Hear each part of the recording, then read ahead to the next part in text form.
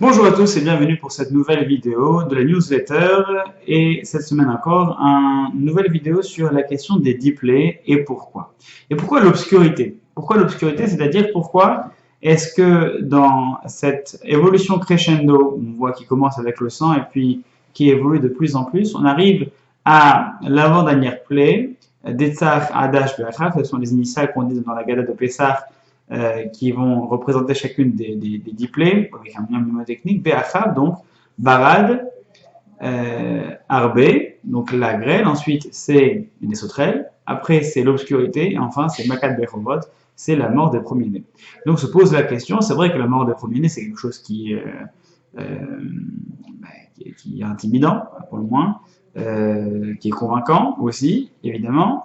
Les sauterelles, ça va décimer complètement les récoltes, donc il restera plus rien, donc ça aussi c'est convaincant.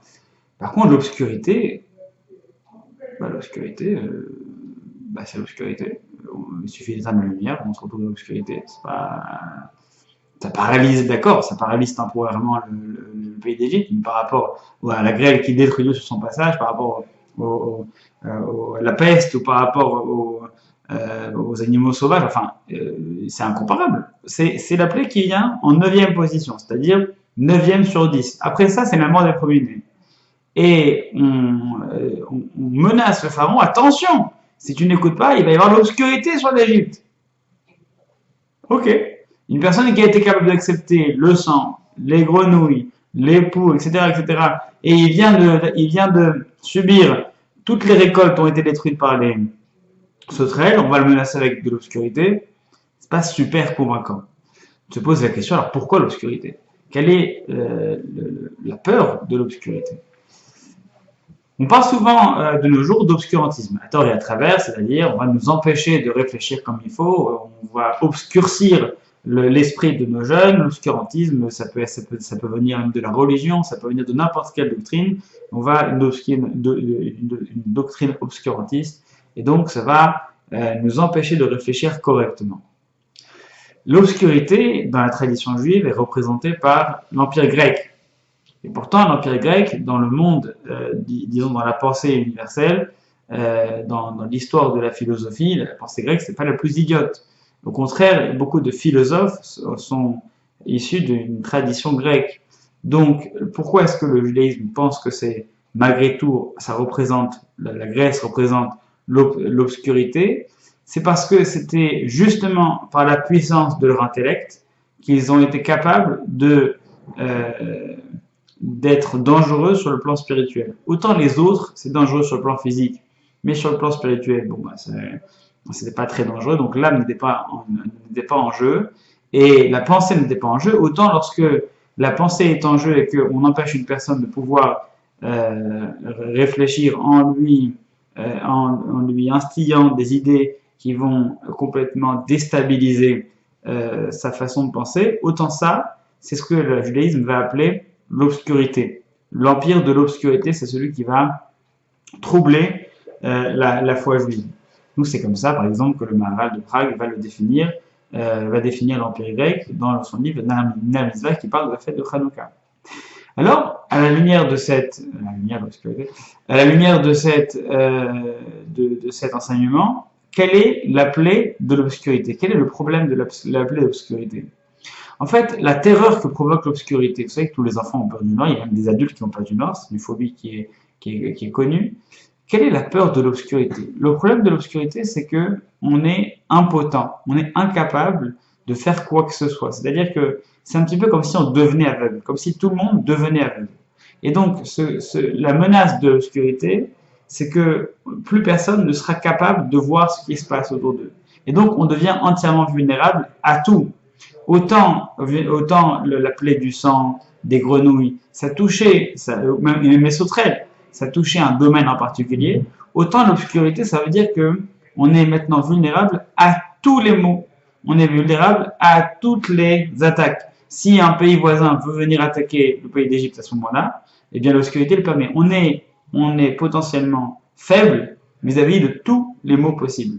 Et l'obscurité, donc, réveille en nous cette peur de l'incapacité à faire quoi que ce soit. et d'être terrifié par le fait qu'on est dépendant de quelque chose qui ne nous touche pas, sur lesquels on n'a pas de contrôle. On est dépendant finalement de l'inconnu, et donc ça c'est terrifiant.